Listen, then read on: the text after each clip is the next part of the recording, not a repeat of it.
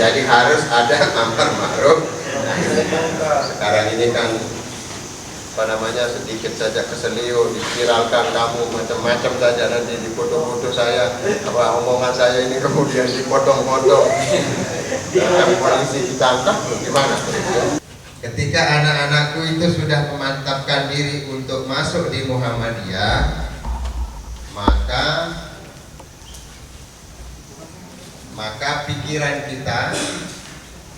pikiran kita, wawasan kita itu harus tertanam pada diri kita bahwa Muhammadiyah itu pertama Islam. Itu coba dilihat di jaket itu. Ada lambang Muhammadiyah, itu. Kemudian ada syahadat, asyhadu an la ilaha illallah wa asyhadu anna Muhammadar Rasulullah. Jadi Muhammadiyah itu Islam. Ayo, itu pertama. Dan tidak ada yang berbeda pendapat ini. Maka Baitul Arqam itu tidak ada saudara-saudara kita yang non muslim, semuanya yang muslim semuanya. Jadi masuk ke Universitas Muhammadiyah, masuk Islam. Nah, itu dia. Yang kedua, saudara-saudara, anak-anakku semuanya, Islam ini adalah sebagai keunikan penciri kampus kita. Jadi ini cirinya, khasnya itu. Jadi memantapkan anak-anakku itu menjadi orang Islam yang benar, yang baik. Kuliah agama Islam itu di Universitas Muhammadiyah itu 8 SKS. Akidah, ibadah, akhlak, kemuhammadiyahan. Tidak ada di perguruan tinggi Saraswati Unram, tidak ada. Kalau di Unram itu 2 SKS, namanya pendidikan agama, 2 SKS, 1 semester selesai, pulang, lulus selesai. Di Muhammadiyah enggak. Semester 1 akidah, semester 2 ibadah, semester 3 akhlak, semester 4 kemuhammadiyahan. Coba, itu yang saya sebut tadi. Ini ciri khas. Ini ciri Muhammadiyah. Maka sekali lagi anak-anakku semuanya, ketika sudah berniat masuk di Muhammadiyah, maka niat adik-adik itu mantapkan, oh saya ternyata harus menjadi orang Islam. Dengan seperti itu, anak-anakku itu harus sadar benar kalau kemudian mata kuliah itu 8 SKS. Kemudian anak-anakku itu diberi pembinaan agama Islam. Pembinaan agama Islam itu namanya Baitul Arqam. Pertama, yang kedua ada namanya Darul Arqam. Darul ada dari pondok pesantren. Darun sama Baitun apa bedanya? Darun itu tempat, Baitun itu rumah. Apa bedanya tempat sama rumah? Tempat itu umum ya. Rumah itu tempat orang tinggal. Arqam orang. Siapa yang kenal Arqam? Al-Arqam, sahabat Nabi. Sahabat Nabi. Mana yang ngomong itu? Sahabat Nabi siapa? Apa ciri khas Al-Arqam itu apa? Masa ada yang tahu ini? Ini kan dasar-dasar. Al-Arqam itu siapa sih? Al-Arqam itu? Ayo. Tidak ada? Biar saya mintakan hadiah nanti dari panitia 100.000. Tidak ada ini? Al-Arqam. Al-Arqam itu adalah sahabat Nabi, tadi betul, yang rela menyediakan tempat rumahnya itu dijadikan sebagai tempat untuk berdakwah, untuk menyiarkan agama Islam. Ketika Nabi itu diusir ketika Nabi itu diboikot, boikot itu apa? Diputus ya hubungannya dengan orang kafir, ketika Nabi itu dicaci maki, ketika Nabi Muhammad SAW itu dilempar dengan kotoran onta, ketika Nabi Muhammad itu dibenci, sahabat Al-Arqam ini ayo. Spirit itu kemudian dijadikan oleh Muhammadiyah untuk membina kita semuanya.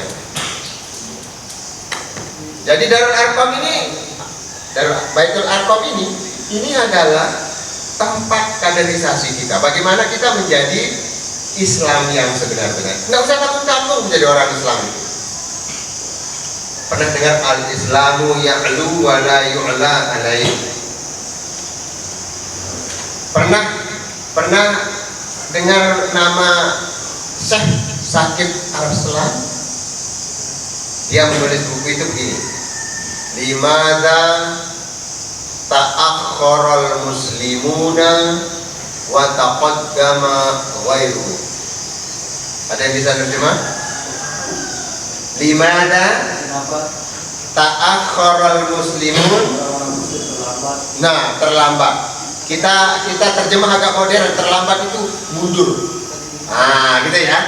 Kenapa orang-orang Islam itu mundur? Tidak ada kualitasnya. Wa taqaddama, dan lebih dahulu ghairuhum.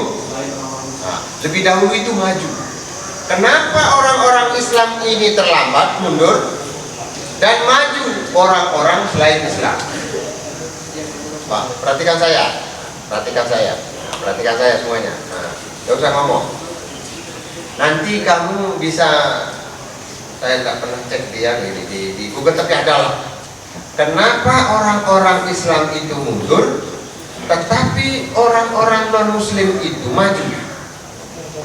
Kemarin waktu COVID-19, siapa yang menemukan vaksin COVID? Negara mana? Cina. Mana lagi? Amerika. Mana lagi? Jerman, Inggris. Ada Saudi Arabia? Ada Indonesia? Ada Malaysia? Itu bukti. Ternyata kita ini kok Islam ini kok begini. Dia sudah gelisah itu. Kenapa orang-orang Islam ini kok begini? Padahal kalau kita ngomong itu tadi, al-Islamu ya'lu wa la yu'la alaih. Al-Islamu itu, Islam itu ya'lu, apa ya'lu? Alim, tinggi. Islam itu hebat, wa la yu'la, dan tidak ada yang lebih tinggi dari Islam. Betul itu? Betul? Tidak ada yang lebih hebat dari Islam. Betul? Betul itu kan ngomongnya? Mana buktinya? Siapa yang bisa membuat nuklir? Amerika. Apa agamanya? Islam. Ada Islam.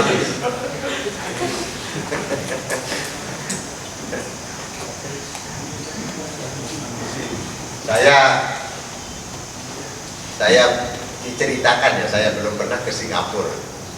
Singapura itu katanya, Singapura itu tidak ada yang buang puntung rokok di sembarang tempat. Orang yang merokok itu dia merasa malu dan tersisih, dia akhirnya mencari tempat yang sembunyi-sembunyi. Di sana kalau orang merokok itu didenda besar. Contoh lain lagi di Singapura itu katanya ya, di Singapura itu kalau orang berkendaraan lalu kemudian ada lampu kuning di jalan, ada lampu hijau, lampu kuning, lampu merah itu, kalau dia lampu kuning itu dari jauh dia sudah ngerem. Kalau kita gimana? Ngebut kan? Kalau kita buang puntung rokok gimana? Pernah dengar an-nadzafatu minal iman? Pernah? Oh, masa tidak pernah dengar? An-nadzafatu minal iman. Apa artinya itu? Kebersihan adalah sebagian dari iman. Jadi orang Singapura itu yang mempraktikkan kebersihan dari iman itu. Ini orang Islam kita, saya juga, bukan kalian saja. Kita semuanya ini ngomongnya saja.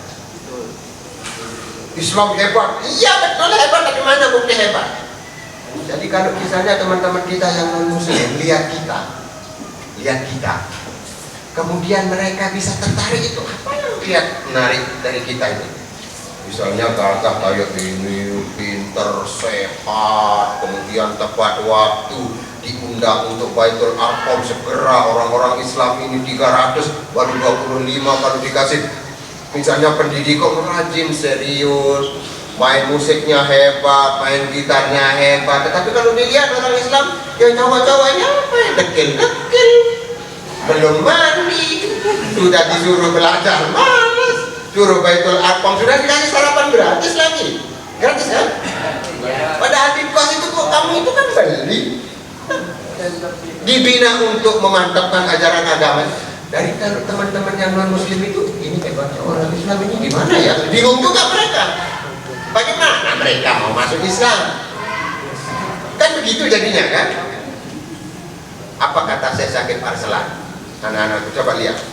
Jawabannya, kenapa orang-orang Islam itu mundur, tetapi non muslim itu maju? Jawabannya salah satunya, banyak jawabannya.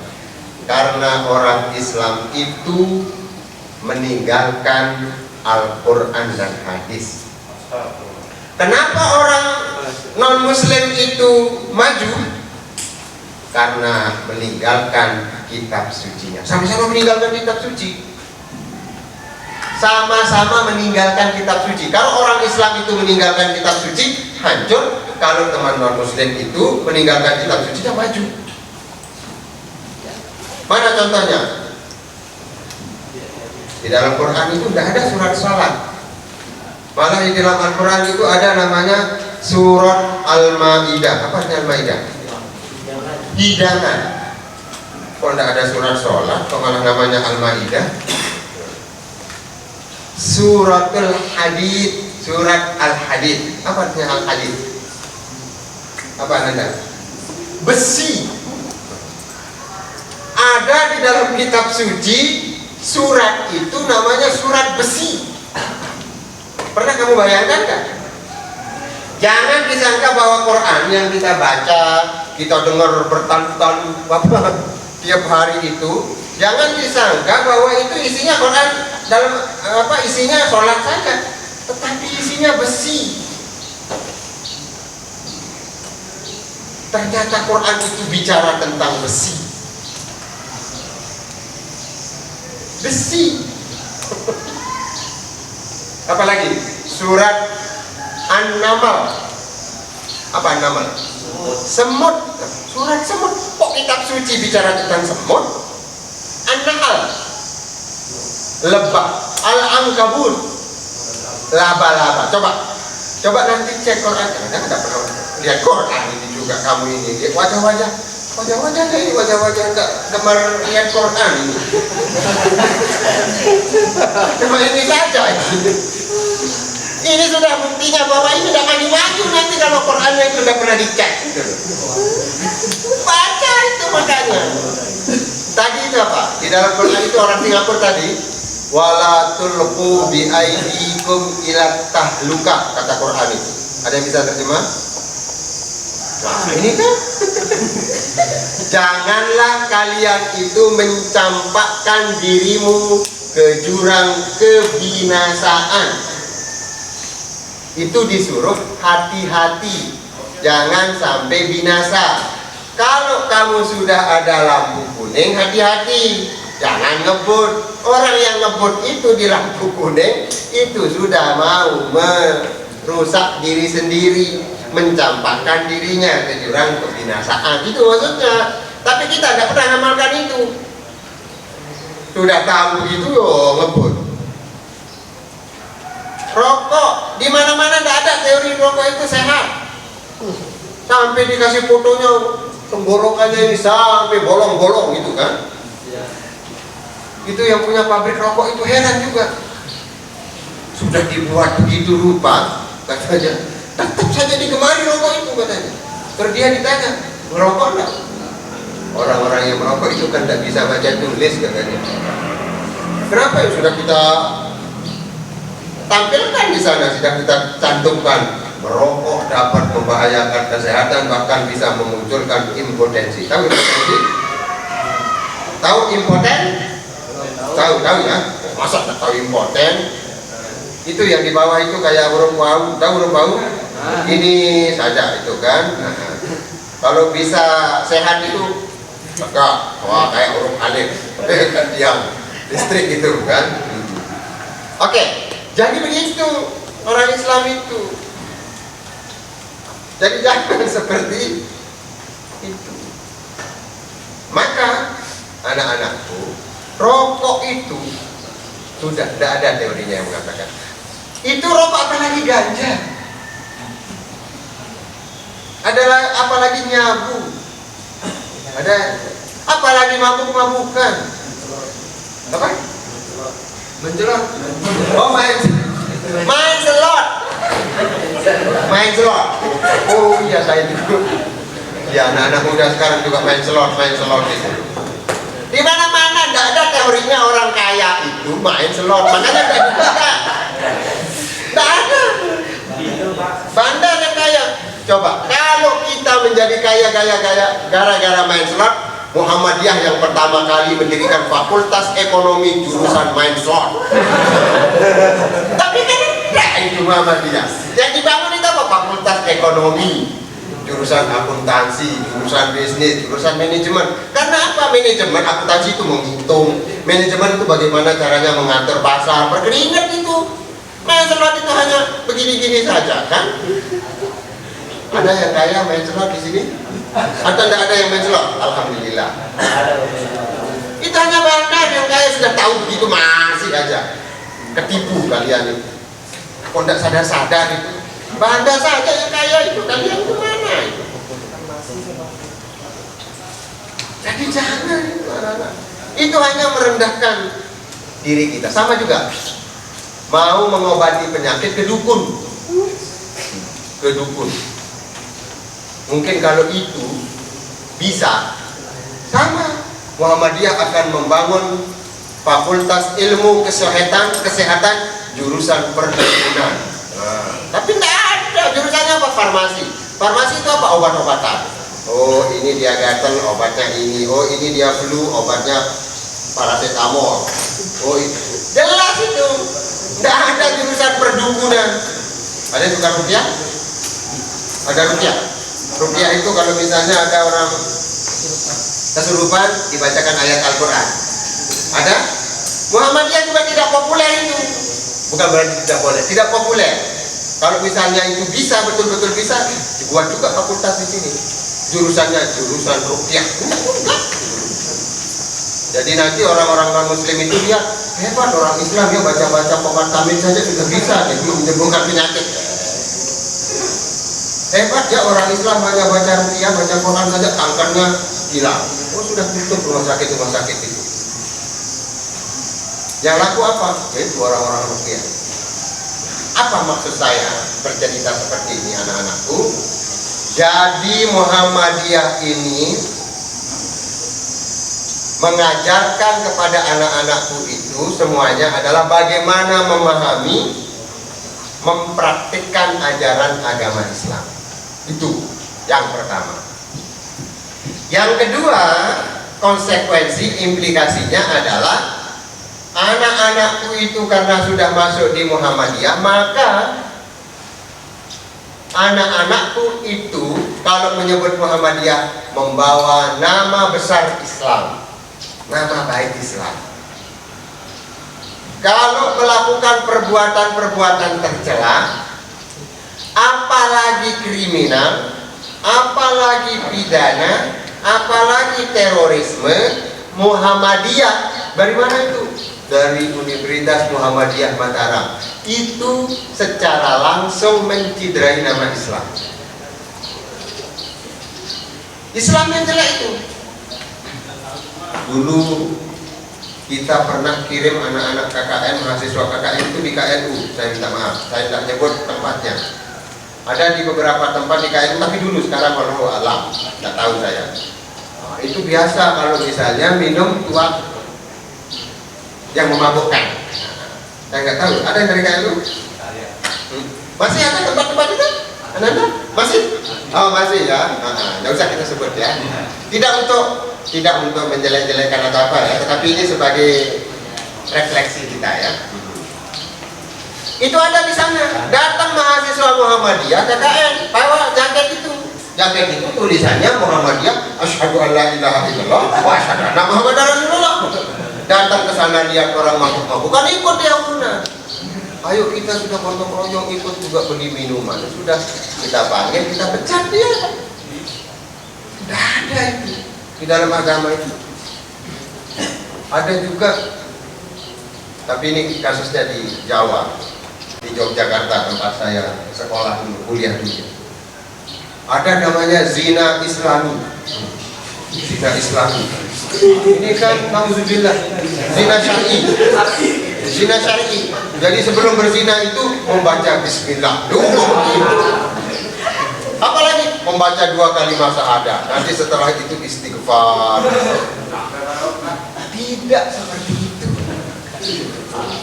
Jadi agama Islam ini tidak mengenal percampuran antara baik, buruk, jelek, tidak ada. Murni baik semuanya. Bahwa dulu pernah kita jelek, bahwa dulu pernah kita di dunia hitam, dulu pernah macam-macam, sekarang sudah. Allah memahami itu dan Allah mengampuni semuanya. Itu yang saya sebut tadi. Jadi di jas alma maternya anak-anakku itu menempel nama Muhammadiyah. Karena menempel nama Muhammadiyah itu sekaligus menempel nama Islam. Sekarang kami mau titip semuanya itu. Jadi titipkannya apa? Jaga baik-baik nama Muhammadiyah. Jadilah nanti di tengah kampung, di kos, di kampungnya masing-masing itu orang-orang Muhammadiyah itu selalu menjadi pelopor. Pelopor menuju yang baik maksud saya. Jangan menjadi pelopor yang jelek. Kalau misalnya di satu kampung, di satu tempat tidak ada yang ngaji Al-Quran, mahasiswa Muhammadiyah datang, ngajak untuk membaca Quran. Masya Allah. Iya. Kenapa Masya Allah? Kayak heran saja. Terakhir, karena waktunya mepet. Ini sudah lebih mepet. Terakhir, anak-anakku sekalipun masih muda, agama mengajarkan kita untuk beramar ma'ruf nahi munkar. Amar ma'ruf itu apa artinya? Mengajak untuk berbuat baik, nahi munkar. Pak, perhatikan saya. Ini salah satu pondasi agama kita. Kita ngomong ayo sama dengan jangan itu sama kuatnya. Tetapi kalau sesama temanmu itu kan nggak pernah bilang jangan. Sungkan, nggak enak. Lihat temannya itu pacaran berat-berat sampai boncengan sama pacarnya kayak orang manjat pohon kelapa itu bongkok gitu kan, bungkuk begini.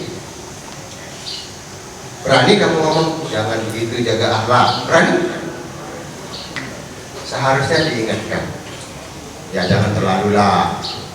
Kalau pacaran ya pacaran yang sehat. Ya datang bawa martabak. Nanti kalau boncengan ya ada tas di depan lah. Kan bisa juga tas itu kan? Tahu kan tas? Atau kalau misalnya Dik, nanti kalau saya bonceng itu ada papan untuk ujian itu taruh di depan ya. Ada yang ngomong begitu. Ini kok serius sekali Anda? Jangan-jangan dinikmati omongan saya ini. Pengalaman.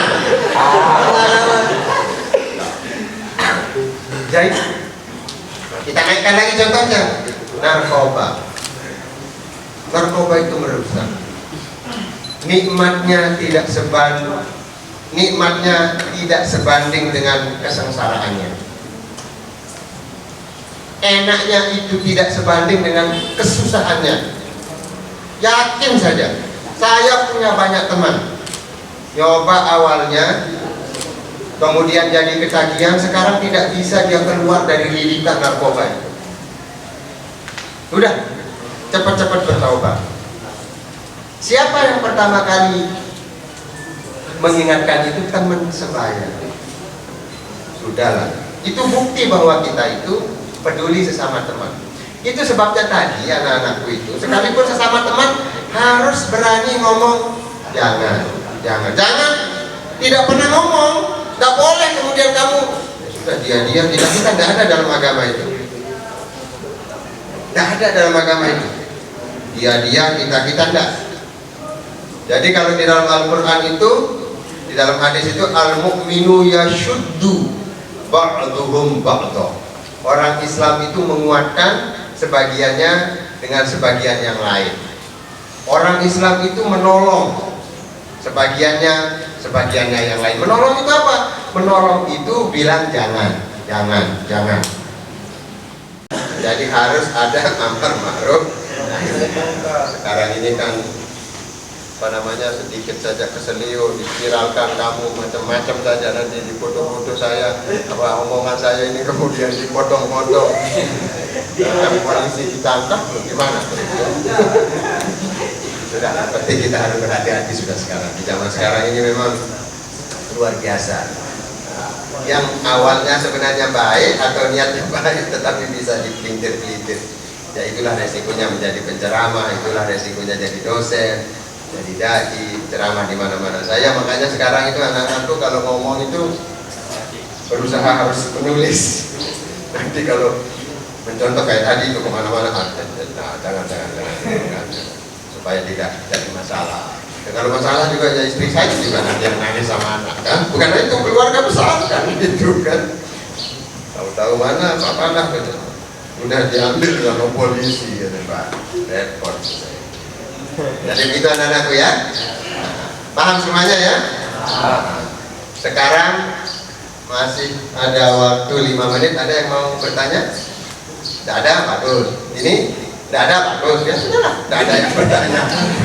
Saya diingatkan tadi waktunya sebenarnya jam 7 sampai jam 8. Setelah itu kalian sarapan, ada materi lain. Tapi karena kalian itu terlambat, jadinya saya dibatasi yang lebih-lebih dikit lah, karena ngantri pembicara yang lain. Nah, anak-anakku, mudah-mudahan ini bisa menjadi bekal kalian, saya, kita semuanya di dalam hidup ini, dan ini mudah-mudahan bisa bermanfaat untuk kita semuanya. Akhirnya saya juga ingin mengucapkan banyak terima kasih karena sudah mau memperhatikannya. Pesertanya 100, peserta 300 ya? 300, tapi yang kelihatan ini belum 100. Ya sudahlah, ini yang kita mampu tetapi harus kita laksanakan. Nasrun minallah wa fathun qarib wa basyiril mu'minin. Wassalamualaikum warahmatullahi wabarakatuh.